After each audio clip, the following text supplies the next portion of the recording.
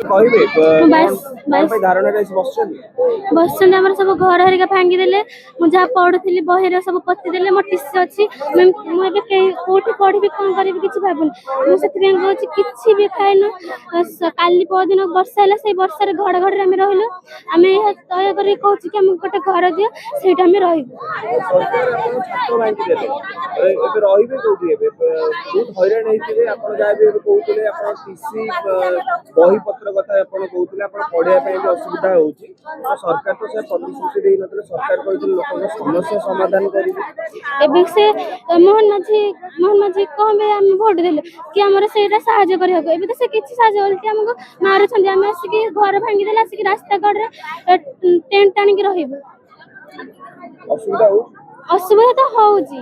ନଳକୂପ ବି ଭାଙ୍ଗି ଦେଇଛନ୍ତି, ଖାଇବାକୁ ବି ପାଣି ନାହିଁ। ସରକାର ଏଟା ଅନ୍ୟାୟ କରୁନାହାନ୍ତି? ଘୋର ଅନ୍ୟାୟ ହଉନି? ଅନ୍ୟାୟ ତ କରୁଛନ୍ତି। ଏବେ ତ କହିଲେ ବି ସେ କିଛି କହୁନାହାନ୍ତି। ଏବେ ତ ଘର ଭିତରେ ହିଁ ବସିଛନ୍ତି ସେମାନେ। ତାହେଲେ ଆପଣ ମାନେ କଣ ଚାହୁଁଛନ୍ତି, କଣ ଦାବି ରଖିବେ ସରକାର? ଆମେ ଏଇଟା ଦାବି ରଖୁଛୁ, ଆମକୁ ଗୋଟେ ଘର ଦିଅନ୍ତୁ। ମୁଁ ପଢିବାକୁ ବହି ଦିଅନ୍ତୁ। ବହିରେ ସବୁ ଭିତରେ ଅଛି। ମୋ ଟିସି ହେରିକା ଭିତରେ ଥୁଆ ହେଇଛି। ମୁଁ ଏବେ କେମିତି ପାଠ ପଢିବି ଆପଣ କୁହନ୍ତୁ?